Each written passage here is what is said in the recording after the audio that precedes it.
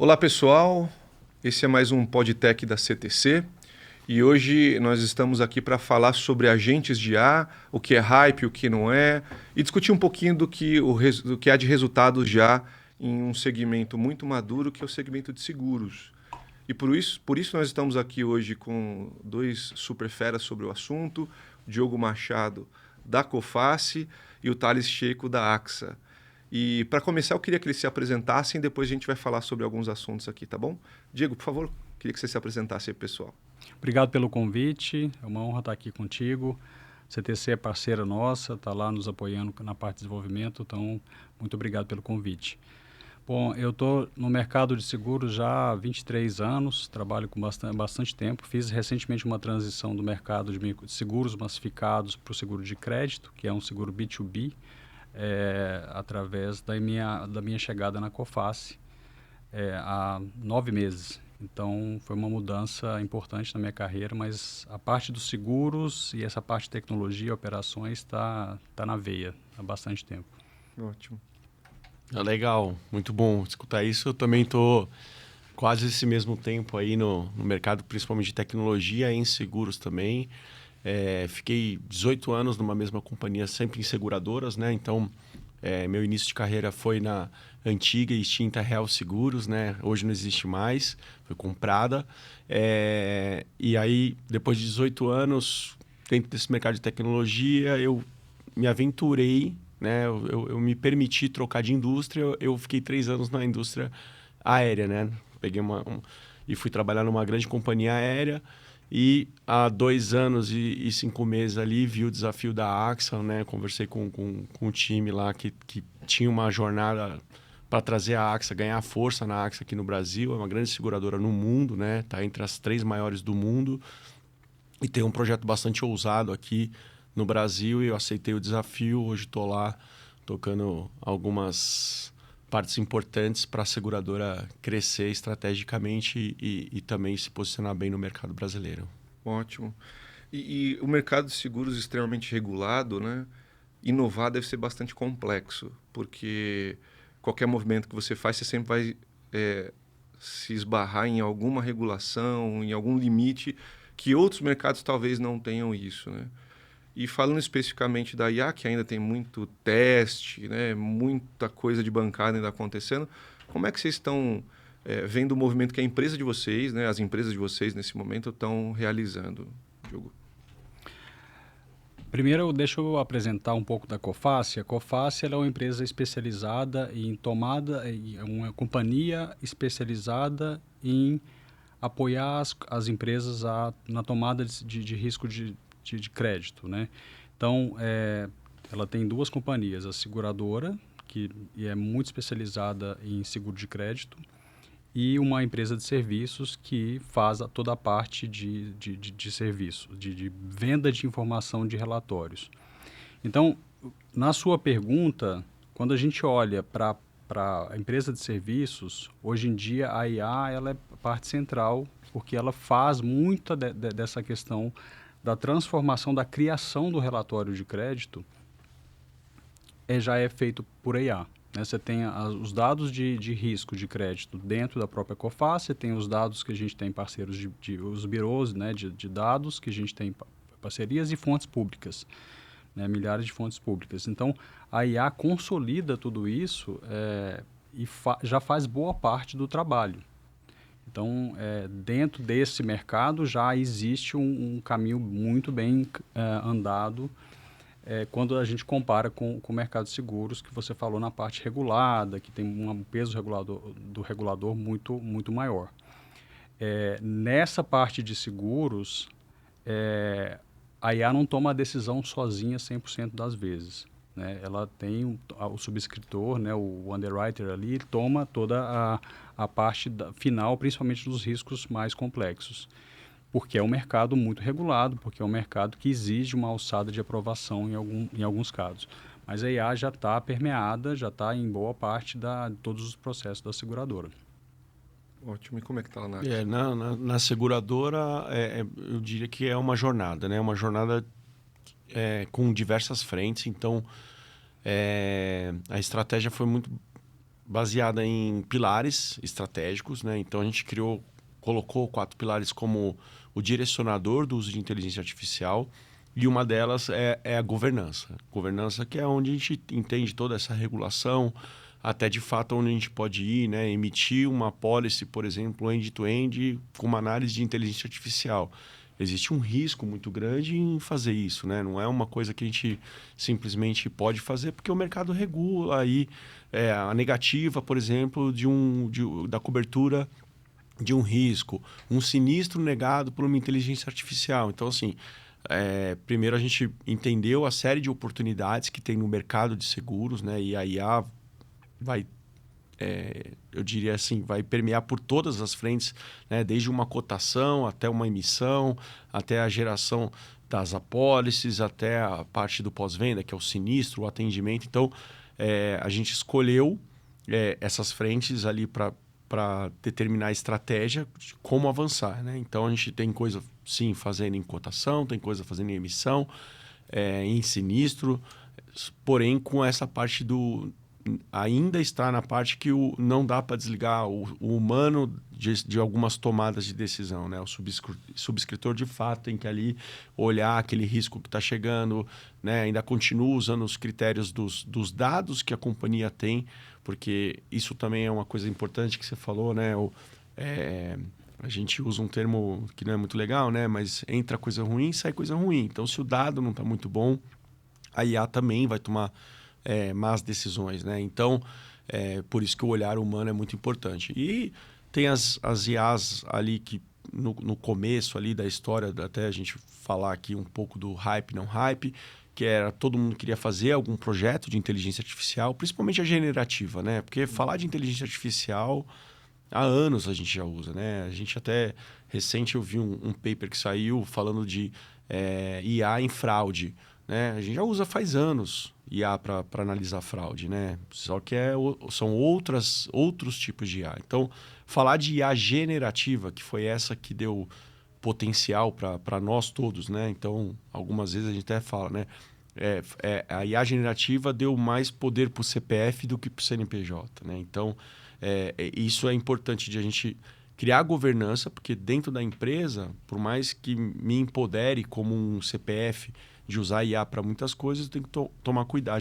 Nós todos temos que tomar cuidado com segurança, ética, tudo que essa IA está usando ali para fazer a operação da empresa funcionar. Então, a AXA está bem madura nisso, a AXA do Brasil. A gente diria até que a gente está exportando um pouco dentro do grupo. O grupo está super antenado nesse tema, né? Esse tema é forte hoje no global, né? Na AXA global tem sido trabalhado fortemente o uso de IA, as frentes que a gente vai usar IA, mas principalmente assim, eles estão dando muita força no pilar que a gente chamou de pilar de governança, que é a parte de segurança da informação, cuidado com vazamentos, cuidado onde você vai colocar o dado que está sendo analisado, cuidado com o que você vai falar para o cliente, né? De novo, um sinistro negado por uma inteligência artificial, você não vai ter tempo de ir lá, chamar o cliente e falar, cara, foi a IA que decidiu. A gente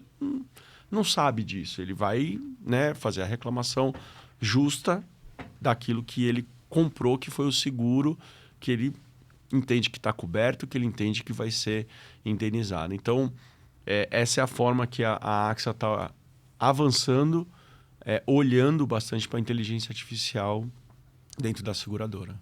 Que ótimo. Eu queria pegar um gancho do Claro. Thales, André, sobre governança, que ele tocou num ponto super importante. E lá na COFACE, a gente está estruturado na parte a COFACE criou um framework para uso de agentes da seguinte forma, em 3 camadas. Você tem a IA Policy, AI Governance e a IA Mesh, que é a camada, a malha de agentes que a gente tem proprietários produzidos.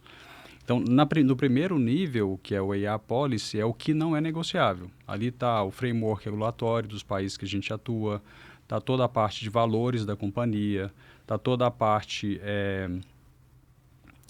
de ética e moral, né, dos países também que a gente atua. Então, essa base está ali já como, né, pré-formatada no prompt, né? A gente tem isso já muito bem definido nessa camada de AI Policy. Depois você tem a parte de governança dos agentes, o que a gente vai priorizar e como que a gente vai transformar aquilo em valor.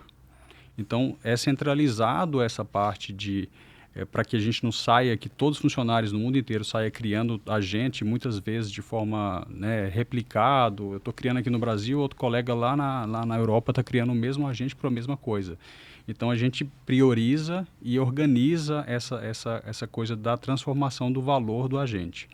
E na terceira camada, que é a malha de agentes construídos, é como que a gente vai reusar, escalar e usar a segurança da informação dentro desse framework.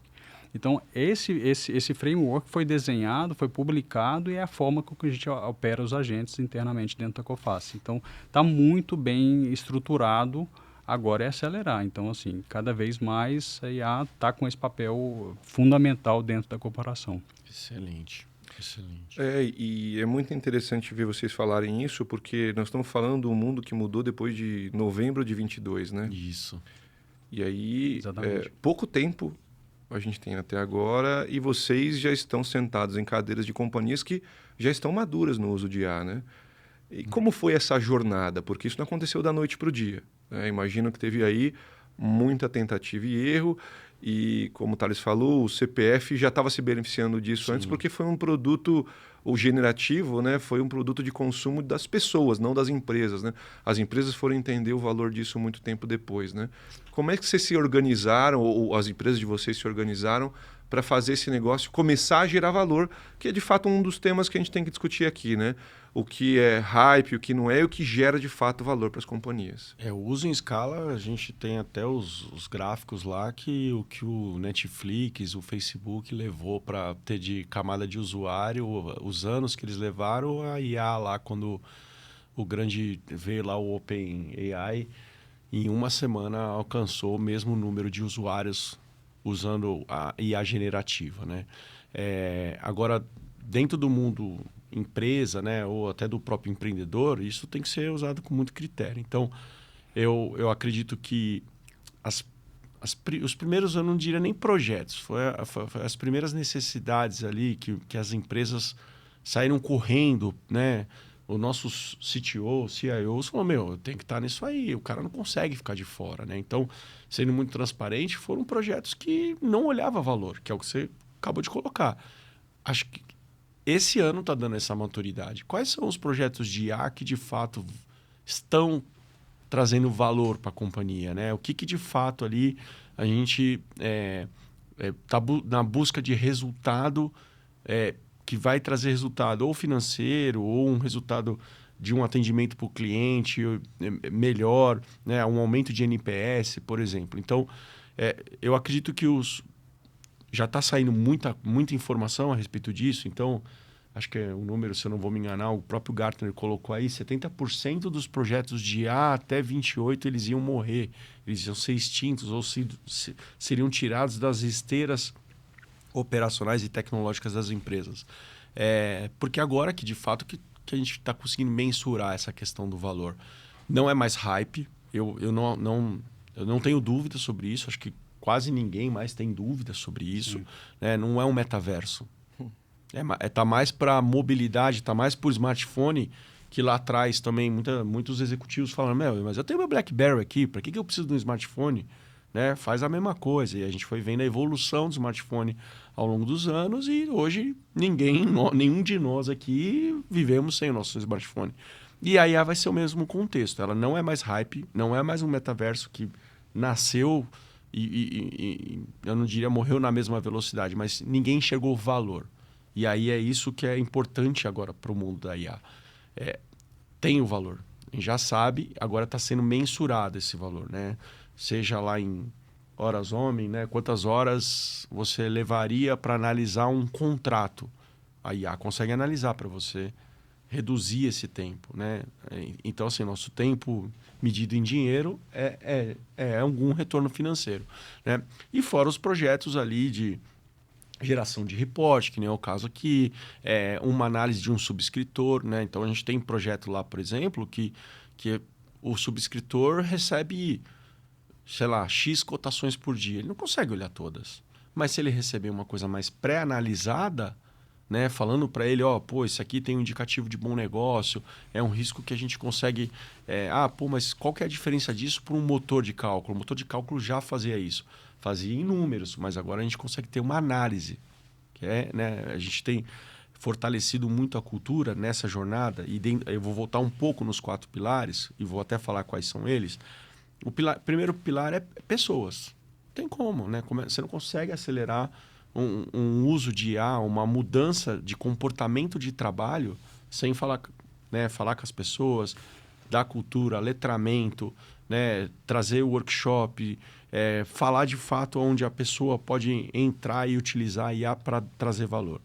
O outro pilar era o pilar que a gente chamou de ideação ou workforce, né, que é justamente trazer essas ideias. E aí eu vou falar no primeiro ano, quando eu fazia um workshop, ou algum colaborador nosso lá fazia um workshop, quando a gente dava esse letramento, no final a gente captava ideias, né? E aí, assim, rapidamente surgiu 140 ideias para uso de IA. Não é tudo que vai ser feito, né? Então, se a empresa está pensando nisso, sai desesperada lá, vamos colocar 140 projetos na esteira, não vai viabilizar, né? Então, esse era o outro pilar. O outro pilar era o tech. Vamos conversar com os parceiros, né? As big techs, os parceiros menores, quem já está fazendo, papel consultivo super importante, porque a gente tem uma área de tecnologia lá, mas a gente não dá para quebrar a cabeça em tudo. É isso, o nosso tempo também é um tempo que tem que buscar a melhor forma de usar ele. Então, parceiro consultivo, então a gente trazia as parcerias, trocava muito nessa parte de tecnologia. E o último pilar que eu já comentei aqui era o pilar de governança. Enquanto o grupo, né, estava avançando com documentações, IA ética, enfim, uma série de parte de segurança. A gente pegou a lei de inteligência artificial aqui no Brasil, nossa área de compliance analisou isso, trouxe para o nosso mundo, e isso também faz parte de uma análise global sobre o uso de inteligência artificial. Então, esses pilares muito bem estruturados deram a maturidade que a gente tem hoje para fazer os projetos de inteligência artificial e o uso também. E a gente, de uma forma muito inteligente, a gente separou uma coisa assim, que é o fazer IA. Né? As pessoas falavam no começo assim, eu quero fazer IA. Fazer IA é um mundo tecnológico. Ninguém vai fazer IA, ninguém vai reescrever uma LLM, não vai. Né? E eu quero usar IA. Aí tudo bem, que é a aceleração do seu pensamento, acelerar a sua produtividade, como você pode usar ela para o seu dia a dia de trabalho. Agora, fazer IA é um mundo tecnológico. Ninguém vai fazer IA, a não ser que o cara saia para o mercado. Eu até brincar, você quer vir para a minha equipe de tecnologia? Vem, que aí a gente faz IA junto. Né? Então, esses, né, a gente chamou muito isso de guarda-reios lá, de cada estrutura, fez a jornada ser de sucesso da maturidade. Hoje a gente está lá com 8 projetos em produção, já usando inteligência artificial, produção, não é aquela coisa, vamos construir, estamos fazendo... Não, é em produção, sendo utilizada, e tem uma série de projetos esse ano, muito estratégicos, trazendo valor. A gente já sabe a medida de valor que esses projetos vão trazer. Então, isso está mudando bastante.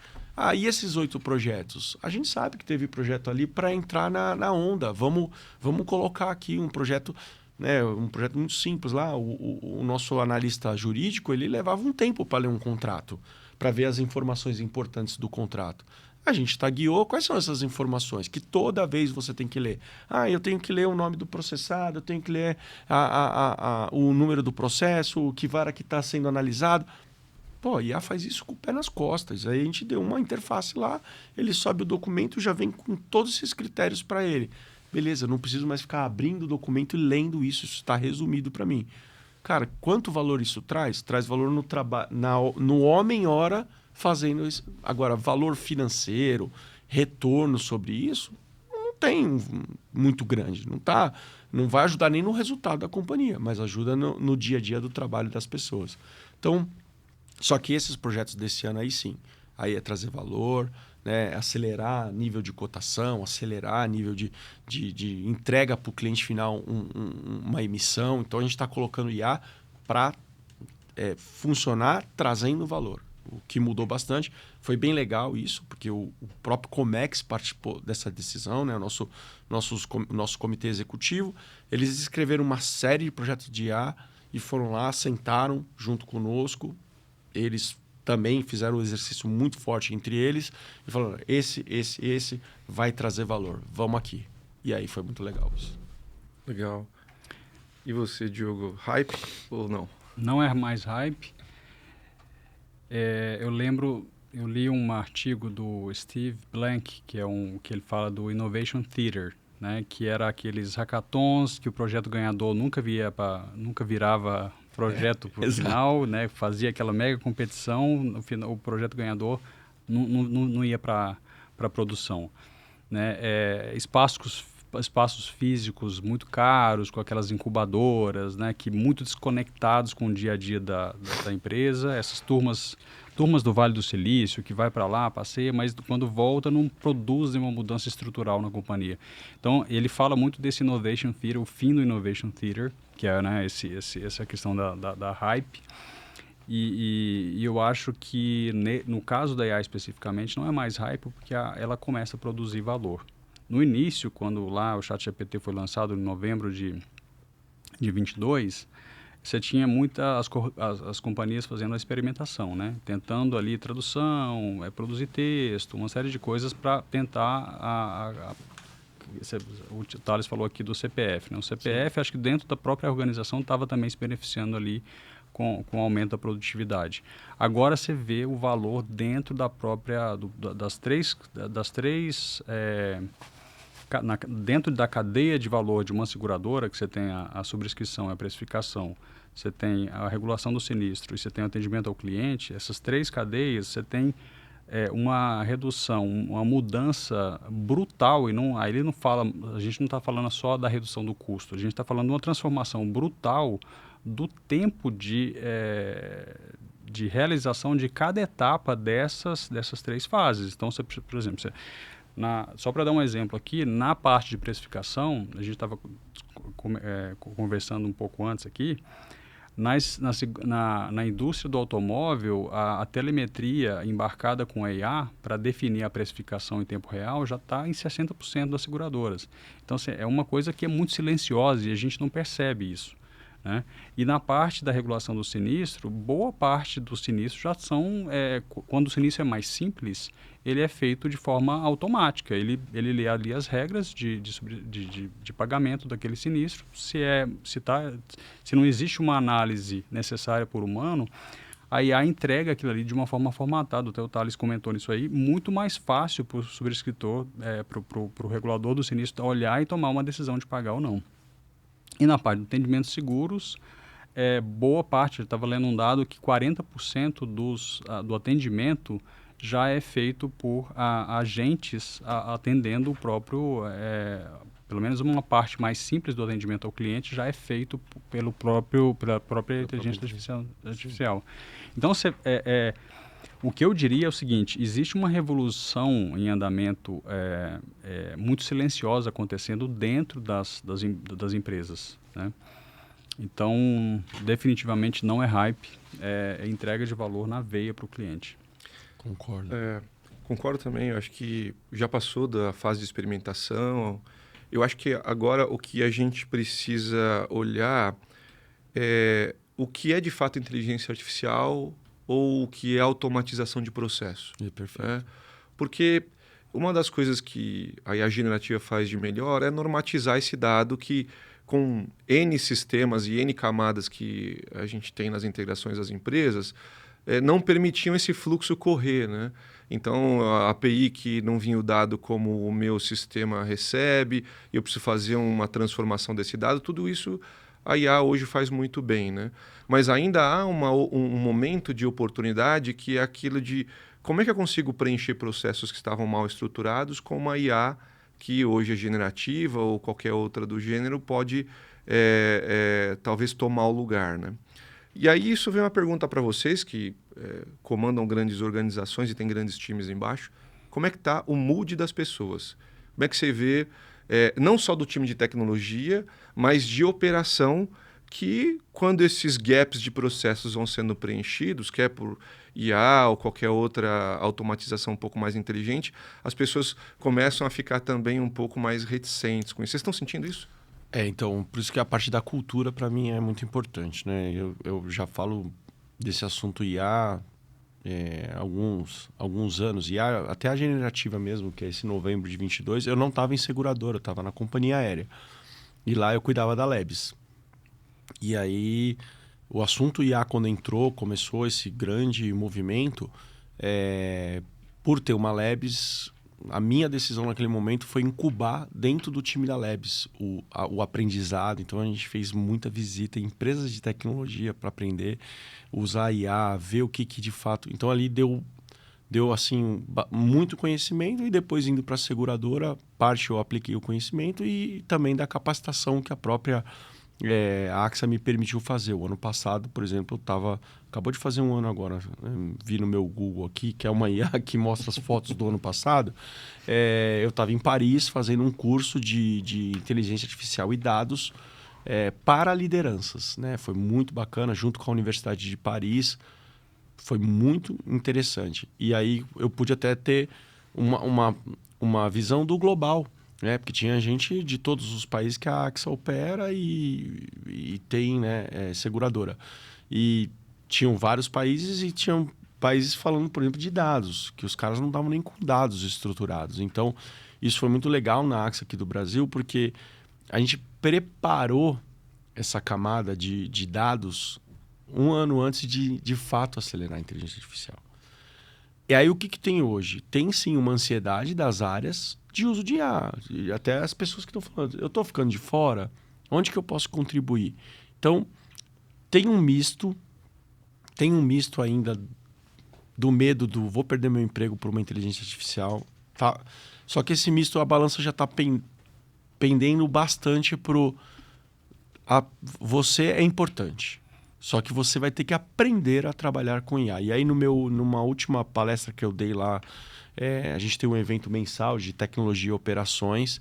Eu levei um conteúdo muito legal, que é Gartner, 100% Gartner, que eu olhei aquilo e falei, é isso que tem que falar para as pessoas.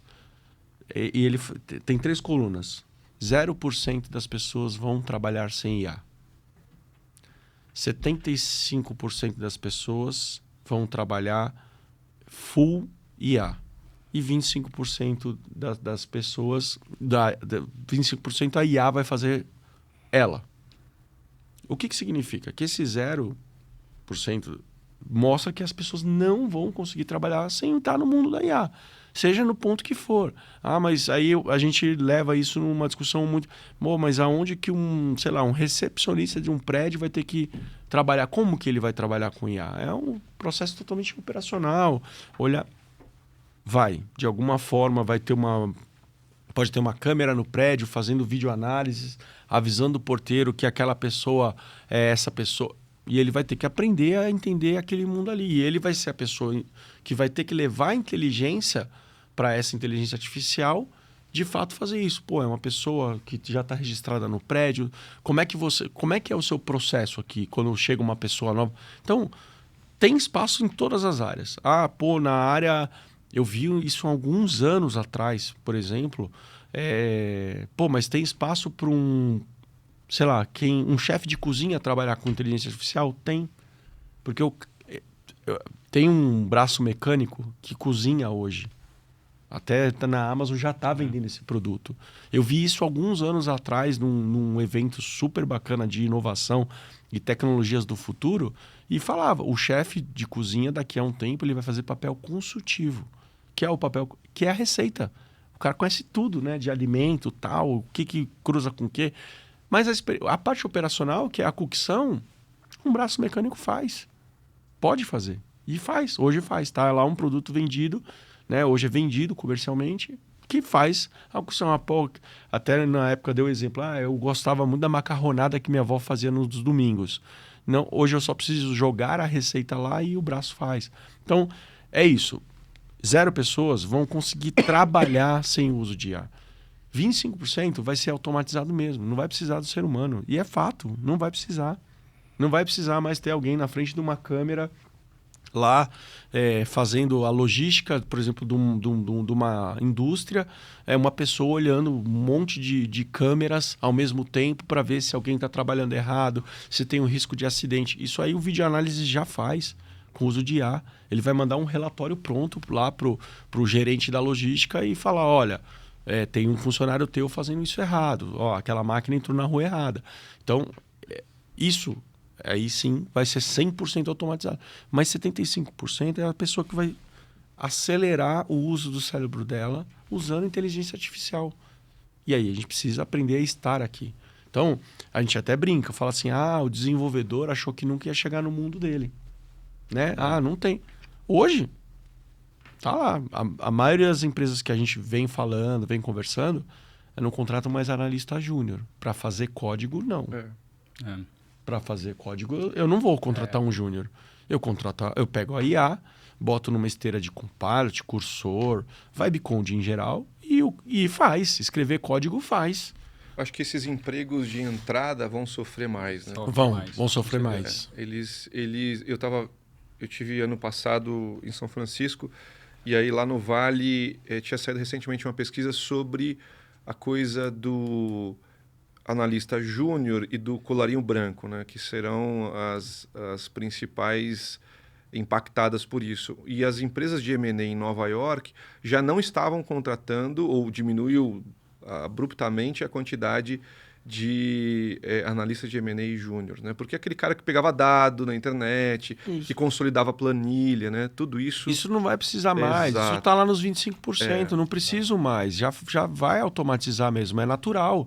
E assim, se o próprio ser humano não quisesse que isso fosse um processo inovador, acelerativo, não ia investir nisso. Então, nós estamos buscando também uma forma de otimizar a operação, o custo de uma companhia, né? Então, vai sofrer essa primeira camada e vai sofrer todo mundo que achar, de certa forma, que não, isso não toca na minha área aqui. Não, sou advogado, consultor especialista de um negócio muito específico. Se alguém jogar o dado para IA, ela vai aprender a mesma coisa que você. Muito rápido. E passa muito, André, pela questão da requalificação, porque quando a gente fez faculdade, hoje em dia, tipo assim, você sai da faculdade hoje em dia, muito boa parte do que você aprendeu ali no início já não está valendo, e principalmente para que você possa... eu estava lendo um dado interessante, assim, antigamente você tinha um engenheiro de software que o melhor engenheiro de software do mundo, ele estava 15 anos na frente daquele médio que estava lá atrás. Hoje em dia, o cara que mais conhece inteligência artificial do mundo, provavelmente ele está 6 meses de uma pessoa que não sabe. Exatamente. O cara pode estudar e ali ele chega em 6 meses. Então, assim, construção de coisa dentro de IA, não pode, assim... Passou de 6 meses, demorou demais, porque daqui a pouco a Anthropic lança um negócio que você está construindo e derruba toda a tese do seu business case, entendeu? Então, você perguntou a questão do medo, né, dentro da organização. Existe, sim, uma parte da população que tem um certo medo. Passa muito por questão de educação, cultura, investimento em treinamento. Então, coisas que a organização precisa atentar para que não seja boicotado pela própria empresa, a própria empresa não boicote as pessoas e dê a oportunidade. Isso a gente discute muito, inclusive com o nosso RH lá. A gente teve a semana agora que a gente chama AXA Growth lá, que é de RH, foi uma AI Edition, justamente para não deixar ninguém de fora. Cara, a gente está falando sobre esse assunto, é uma realidade. Todo mundo vai ter oportunidade de se encaixar em algum lugar. E vão ter as pessoas que falam, cara, eu não quero. Tudo bem. Não quero. Tudo bem. Assim, é isso. Eu achei excelente o que você colocou. Antigamente, para um analista júnior ter a mesma visão do analista sênior, levava anos. Hoje, não é mais essa realidade. Tentamos criar um cargo ou, sei lá, uma função nova, que é o engenheiro de prompt. Isso aí já está caindo por terra. Porque você pode ser um engenheiro de prompt, o subscritor pode ser um engenheiro de prompt, quem mais conhece do negócio, porque O prompt não tem uma engenharia para construir um prompt. A própria AI te ajuda a fazer o É a própria AI. E cada momento ela vai mudando a forma É desse isso. prompt, Então, assim, a gente fez cursos lá de construção de prompts eficientes. Até porque, não sei se a gente vai abordar o assunto aqui, a questão do aumento que vai ter um aumento de uso de token. Quanto mais ineficiente teu prompt for, mais você vai estar gastando para a companhia, vai gastar o dinheiro da companhia. Então a gente está se preocupando com isso também, dando oportunidades lá do pessoal escrever prompt eficiente. E começar a entender que a AI não é mais o Google pesquisa. Para você ir lá e perguntar qual que é a capital de São Paulo na AI é muito mais caro do que você entrar no Google.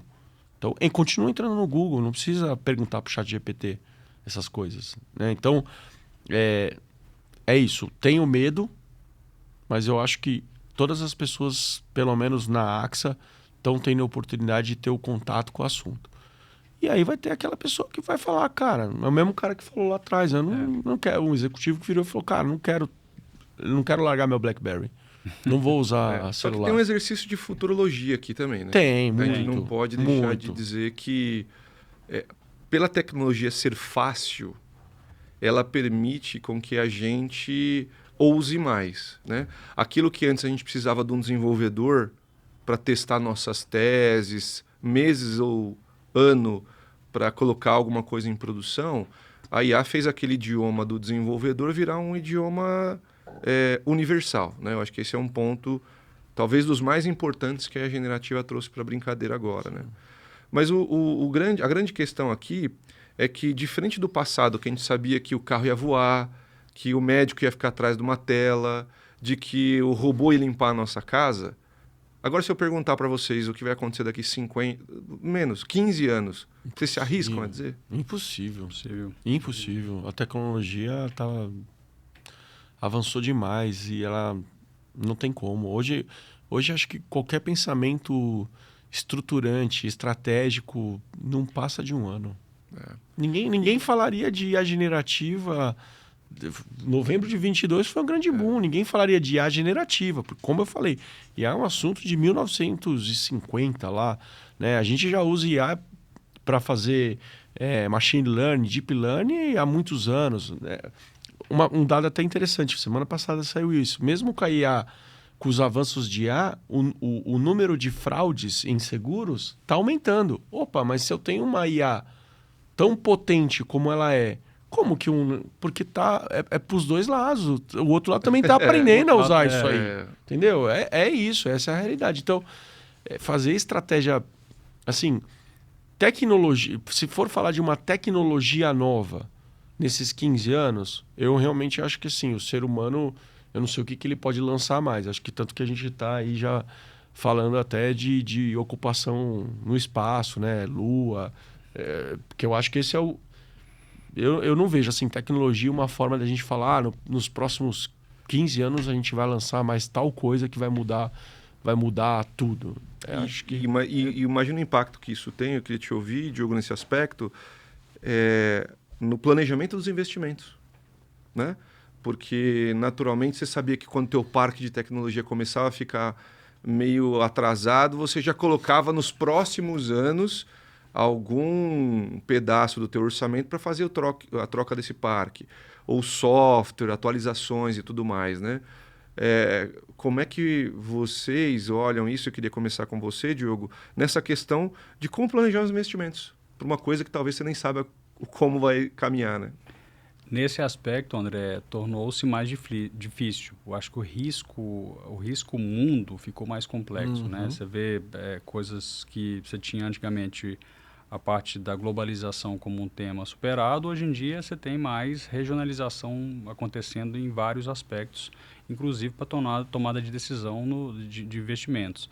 Então, o mundo ficou mais complexo para tomada de decisão.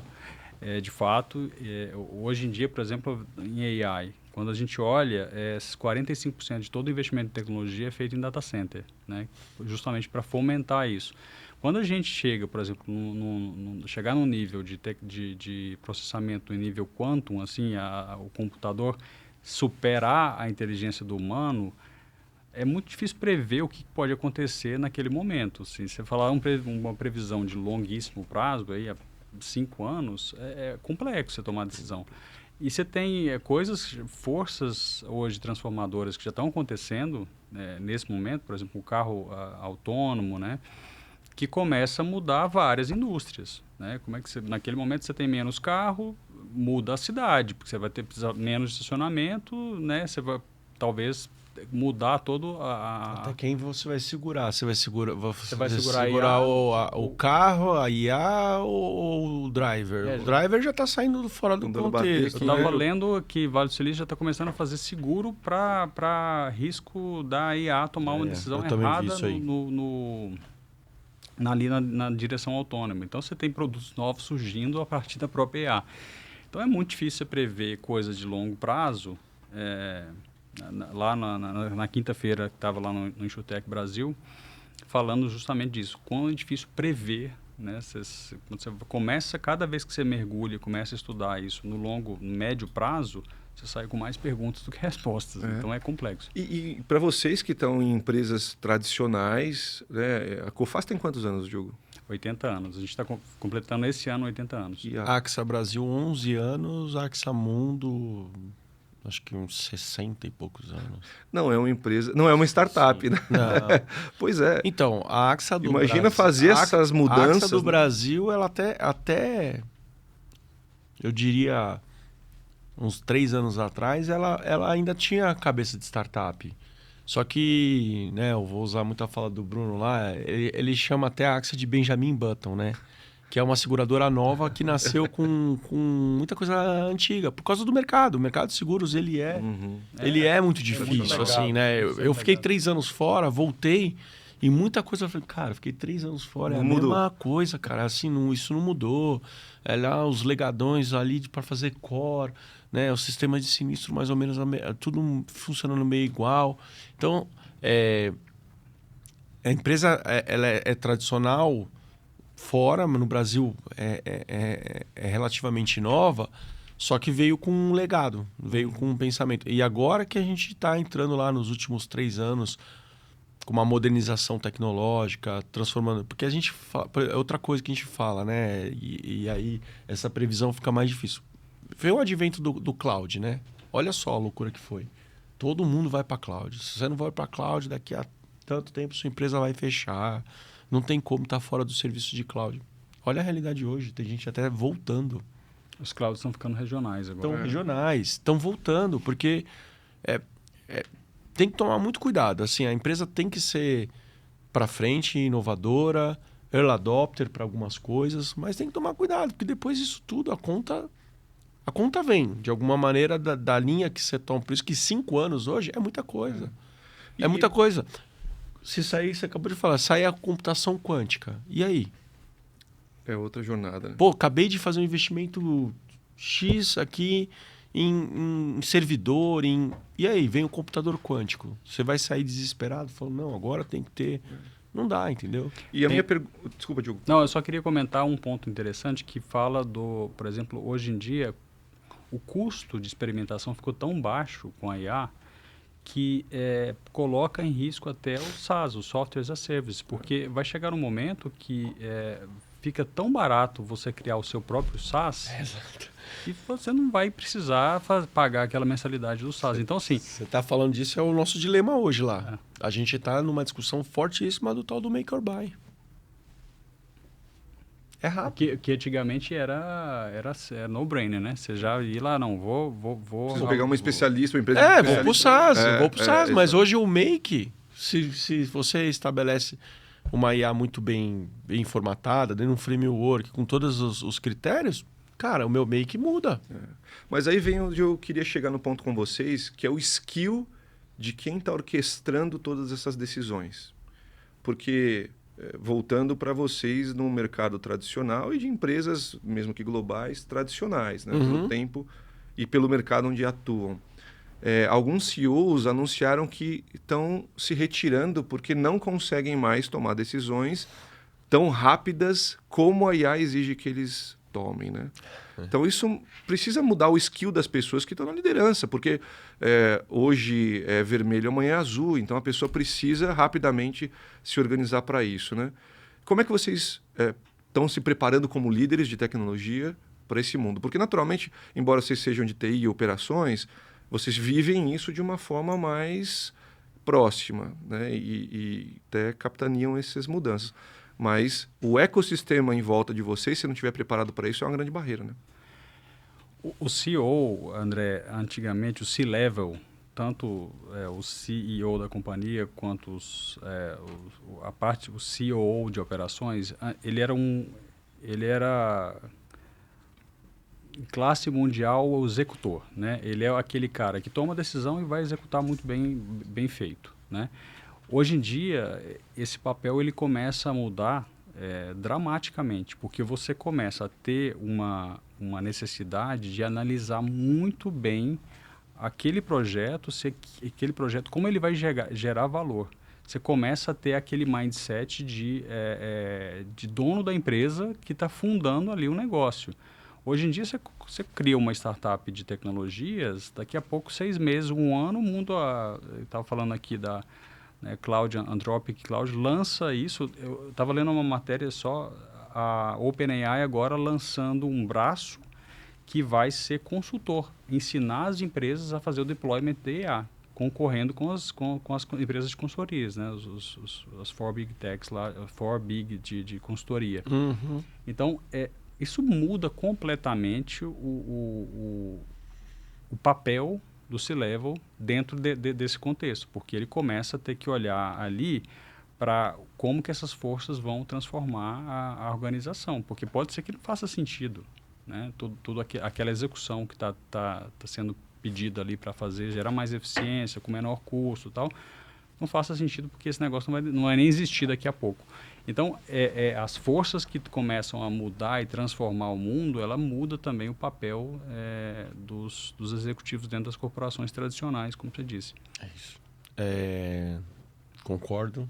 E lá no próprio Brasil InsurTech, o painel que o Bruno participou, que é o nosso VP lá, né, ele tem o papel tanto de CTO como CEO, ele colocou justamente esse ponto. Assim, a primeira análise é em cima só de novo de pessoas, né? Cada vez menos as pessoas estão querendo o papel de liderança, que é isso, que vai passar por essas dores. E aonde o CPF está mais empoderado que o CNPJ, o cara, ele é o próprio ele tem uma própria consultoria praticamente de graça ali, né? Abrir uma empresa hoje em dia, você colocar no ChatGPT, vou abrir uma empresa de embalagem de papel, o que eu preciso fazer? Cara, ele relata a companhia exatamente como você tem que fazer. Então, assim, tá muito mais acelerado isso. Então, as pessoas não estão querendo o papel de liderança, que é justamente nós aqui que temos que pensar exatamente nisso. Cara, como é que vai ser meu time no próximo ano? O que eu vou trazer de projeto que traz resultado? Então, o C-Level fica com essa missão difícil, não é fácil. Onde escolher melhor os investimentos, aonde eu não aporto um custo, né, um investimento, um custo de tecnologia que daqui a 1, 2 anos está mudando. Né? Às vezes a gente escuta algumas coisas assim, cara, mas você está falando desse projeto com esse determinado parceiro. Daqui a quantos anos que eu vou falar, sei lá, do meu parceiro de atendimento? Eu vou ter que estar revisando o contrato ano que vem? Antigamente você tinha meio mais firmeza de falar, não vai. Cara, os caras são inovadores. Lança um outro negócio do lado aqui, custo lá embaixo, não sei o que. Cara, vamos trocar. Então, é isso. Nós aqui como executivos, a gente também vai ter que descobrir muito bem a fórmula. E não tem receita de bolo para isso, mas a gente também está aprendendo com tudo isso. Né? Como que você contrata, quem que você contrata, como você testa aquela pessoa, né? Como que alguém que vai fazer parte do teu time de fato vai acrescentar como time. Então, assim, a gente está nesse momento, como executivo, a gente tem que estar nesse momento e muito bem balizado de informações e estratégia da companhia. Isso principalmente, que não dá mais para o CTO simplesmente executar muito bem tecnologias. Isso... Você quer ver, André, uma coisa que mudou na minha carreira, assim, uma coisa que eu tinha antigamente, eu, como executivo, tinha uma jornada muito bem definida, né? Eu ali abria meu computador, ia checar meus e-mails, né? Tinha a agenda de reuniões, tarará. Hoje eu faço com o estudo parte da minha rotina. Eu tenho um horário para eu estudar, que eu estudo todo dia. Então, assim, não era assim. E hoje em dia as coisas vão mudando numa velocidade que você começa a ficar para trás. Se você não começar a estudar, fazer parte da rotina, ver o que está sendo lançado, ver o que está sendo mudado no mundo, isso impacta tão diretamente a sua rotina que pode ser que o projeto que você está fazendo faça mais sentido daqui 6 meses, 1 ano, entendeu? Então muda bastante. Não dá para a liderança ficar mais parada. Assim, parado que eu digo, a gente acho que nunca ficou parado, mas, por exemplo, dá um tempo mais alargado para estudar aquilo, é um assunto que está acontecendo, mas você fala assim, não preciso ir agora. Se acomodar. Você tem que estar. Não tem como. É impossível. Hoje, no mundo de hoje é inviável. Você pega essas plataformas de educação, cara, tem curso de tudo ali. Tem curso de executivo em inteligência artificial. Aí daqui a pouco você olha, o cara do teu lado tá mais... Que era um analista, sei lá, pleno, júnior, eu acho mais difícil, mas um pleno para sênior ali, o cara tá mais avançado no tema do que você. Por quê? Porque o mundo tá mais veloz, aprender tá mais veloz, né? Então, é isso, não dá para você simplesmente hoje, minha rotina de executivo era essa. Você vai ter que mudar. E aí, de novo, a gente acaba falando sobre pessoas, né? Cultura, sobre aquilo que eu acredito. Porque, na prática, aqueles que acham que a IA vai tomar o emprego deles são bem pessimistas sobre esse futuro, né? Mas os otimistas, eles sabem que a IA vai tomar o trabalho deles, né? Exatamente. E eles vão poder fazer outras coisas mais inteligentes, né? Exatamente. Então, eu acho que essa coisa de pessoas, cultura, letramento é de extrema importância. E chegando aqui no final do nosso papo, que assim, uma coisa que nós vamos ter que fazer é marcar mais uns 3, 4 para continuar essa conversa, né? Porque está muito boa. Eu queria tentar capturar de vocês assim, o que vocês têm a curto prazo no pipeline, né? Porque futuro, mais de 6 meses, eu não vou nem discutir, porque a gente não sabe o que vai acontecer amanhã. Mas o que vocês estão olhando a curto prazo na operação de vocês ou na cadeia de valor para sensibilizar com a inteligência artificial que faz sentido aí na rotina? Tá bom. Você quer começar? Começo rapidinho, eu falo aqui rápido. No curtíssimo prazo, tem um projeto que nós estamos tocando com a McKinsey, no nível da França, que é como que a parte de produção de código fica cada vez mais natural, feita por AI. Né? E olhando toda aquela parte de framework que eu coloquei a política da empresa, a parte de governança e a parte de coordenar a malha de agentes que já estão prontos, dentro desse framework, como é que isso fica cada vez mais embedado? Você vai construir um novo código lá, uma nova ideia, seja parte daquele princípio. Isso é uma coisa de curto prazo que a gente está trabalhando junto com a McKinsey para deixar isso muito bem estruturado e muito bem... Vai transformar a nossa área de TI cada vez... Já está transformada, né? Mas eu acho que é uma aceleração brutal que acontece no curto prazo dentro da Coface. E um segundo ponto, a Coface tem 5 centros de serviços compartilhados, que é toda a parte de back-office que ainda existe. Né? A gente tem na Cidade do México, em Lima, em Bucareste, na Romênia, Bangalore e Casablanca, no Marrocos. São 5 centros que atendem todos os mercados que a Coface atua no mundo inteiro. Esses centros de serviços, que ficam ali centenas de pessoas fazendo a parte processual, estão sendo profundamente transformados por AI nesse momento. Então, todo esse projeto de escala, de transformação, olhar muito bem para aquele fluxo ali da policy, como que a gente otimiza e transforma aquele fluxo para tocar a experiência do cliente lá na ponta, é outro projeto de curtíssimo prazo para dar mais eficiência e dar mais valor, de percepção de valor para o cliente na ponta. Ótimo. Acho que eu citei 2 pontos aqui. Ousados, né? Pontos ousados, né? A transformação do AI, da produção de código na área de tecnologias de forma intrínseca, que aquilo se fique na veia mesmo, assim, o cara vai fazer, ele não tem que pensar, já está ali pré-formatado toda a política, o framework de agente. E a outra coisa é o impacto nos nossos centros de serviços compartilhados que a gente tem pelo mundo. Ótimo. Legal. O que você falou remete muito à maturidade que vocês estão, porque é importante ter a maturidade para chegar aí onde vocês estão. A gente está praticamente no mesmo movimento. Então, como a gente separou essa questão do uso de AI para a linha de desenvolvimento, frameworks de desenvolvimento, né, com todos os guarda-redes de governança, tem uma esteira muito bacana lá na AXA acontecendo com as equipes de desenvolvimento. Estou falando de AXA Brasil, porque o assunto AI global, se eu for entrar aqui, a gente vai precisar mais quase 1 hora de podcast aqui. Mas Brasil. Então a gente está estruturando isso, né, criando essas governanças para que todas as equipes de tecnologia, seja no assunto que for, na temática que for, possa usar desse framework de construção. Mas quem já está, digamos, bebendo dessa água, por exemplo, a área de criação de produtos. Hoje a gente conseguiu reduzir o tempo lá de 6, 5 meses na construção de um produto digital para 2, 3 semanas.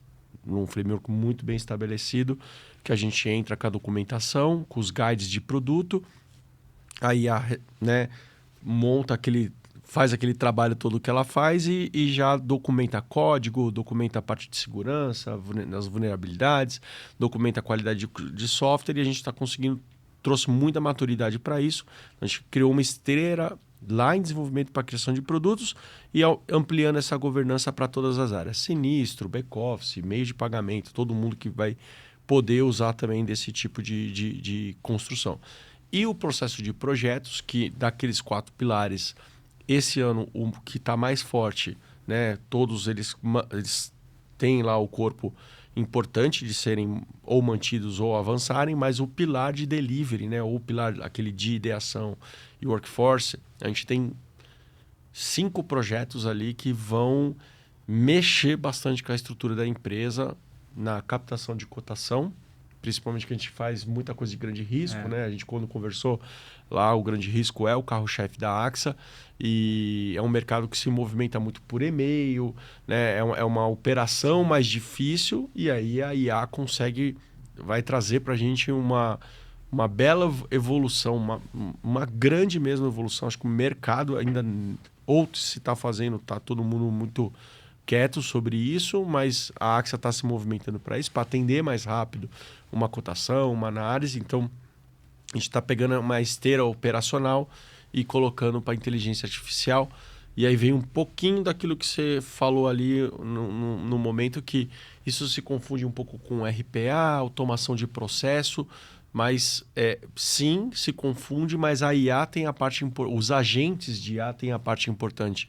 Né? Hoje, por exemplo, tem agente de IA lá que responde pelo executivo, agenda, tudo.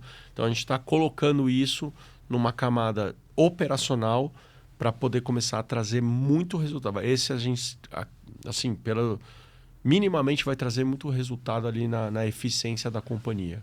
E vamos responder muito mais rápido para o corretor. Ótimo. Pessoal, para mim o papo foi ótimo. Não. Gostei muito. Como eu falei, acho que a gente vai ter que fazer outras temporadas, né, nessa série aqui. Acho que vocês agregaram bastante e trouxeram uma experiência de empresas já consolidadas. Isso é um ponto muito importante, porque fazer processo novo em startup é fácil, né? Vai lá no ChatGPT e fala, eu quero que isso aconteça. Então, assim, você estrutura uma empresa rapidamente hoje, mas numa empresa grande, consolidada, processual e regulada... Com muito legado também, Exato. Né? Isso é muito complexo. Acho que vocês agregaram bastante aqui. Para terminar, eu queria que vocês deixassem aí uma fala final, um recado, e aí a gente encerra. Vou começar com você, Thales. Legal. Bom, já falamos um pouco aqui, não deixem as barreiras, né, do uso de AI atrasarem a necessidade dela dentro de qualquer indústria, né? E aí expando o assunto até além de seguradora, né? Acho que as companhias precisam fazer isso com muita sabedoria, com muita no tempo delas, né? Até lá no podcast que eu participei, a pergunta é: acelera a governança durante o processo do uso de IA ou antes, para não aquela coisa do já sair fazendo. Então, vai depender muito do mercado que você está. Ele é muito regulado, toma cuidado, faz antes todo o estudo de governança, E aí você segue com o uso de IA. Se é algo que você consegue fazer junto, a minha dica é faça junto, né? Nas duas companhias que eu acelerei em IA, por exemplo, a gente teve essa oportunidade e a gente foi acelerando governança junto ali com todo o processo de criação, ou de estabelecer usos de inteligência artificial dentro da companhia. Liderança, continue se atualizando cada vez mais, não deixa para depois. Né? Não dá mais para a gente achar que você é muito generalista no assunto, você tem que se aprofundar um pouco mais. Vou ter que entrar em técnicas. Talvez isso não, mas dependendo da onde você está, sim, é o que você falou, uma startup acelera muito rápido. Não tem como colocar um CTO lá numa startup que o cara minimamente não saiba o que é vibe coding, né? Eu escutei uns burburinhos, por exemplo, no Brasil, no SheerTech, e pessoas aqui atrás falando assim, mas o que é vibe coding? Né? Então, cara, vai atrás. O vibe coding é um assunto, por exemplo, que muita gente sentou em cima porque acreditava que não vai acontecer, não tem como tirar o desenvolvedor. Até o próprio desenvolvedor foi barreira, né? Os caras aqui que trabalham comigo vão botar barreiras. Tá caindo tudo por terra e é isso. Então não adianta você espera que o assunto lá hoje é muito rápido. Então, para as lideranças, a minha dica, o conselho, seja lá o que caber melhor para a pessoa não fique para trás. Você tem que acompanhar, porque você vai ter que acompanhar a equipe também na aceleração que eles trazem para as empresas hoje. Perfeito. Como dica final, talvez como fechamento aqui, eu queria colocar no uso da IA, você primeiro olhar a dor do cliente, não começar pelo, vou contratar um AI, vou pagar aqui um Copilot Premium porque eu preciso, porque está todo mundo falando disso, né? Olhe a dor do cliente, começa pelo seu fluxo interno, principalmente nós aqui falando para os executivos que estão em grandes corporações, olhe para o fluxo interno, olhe para o processo e vê como que você corrige aquele processo antes de escolher a ferramenta de AI. Aí você melhorou o processo, tá? Aquilo ali de que uma forma escalada, né, elevando aquilo à potência, você vai conseguir melhorar e impactar o cliente na ponta. Aí sim você escolhe se você vai usar Anthropic, Copilot, se você vai usar DeepSeek, Perplexity. E aí você escolhe qual a ferramenta e aonde você vai criar aquele agente. E aí sim você vê como escalar aquilo. Começa pelo simples, começa pelo que é auditável, que é menos risco de causar impacto na companhia, mas começa. Excelente, excelente. É por isso que a gente pode então concordar com as palavras do CEO da NVIDIA que essa é a tecnologia mais underhyped que tem, né? Ela está extremamente subestimada, né? A gente talvez não saiba quais são as aplicações para o futuro. Pessoal, obrigado pelo papo, foi excelente, passou muito rápido aqui, acho que a gente vai de novo poder se falar mais vezes. E para você que está assistindo esse PodTech nosso, ele está disponível nas nossas redes, tanto no nosso canal no YouTube, quanto as outras mídias que a gente usa por aqui. Esse foi mais um PodTech da CTC, nós falamos sobre agentes de IA. E se você quer ter mais conteúdos dele aparecendo no seu feed ou tendo mais informações, se inscreve no nosso canal, vai ser um prazer mandar para vocês mais informações do que a gente está fazendo por aqui. Obrigado e até a próxima. Obrigado. Obrigado. Tchau, tchau.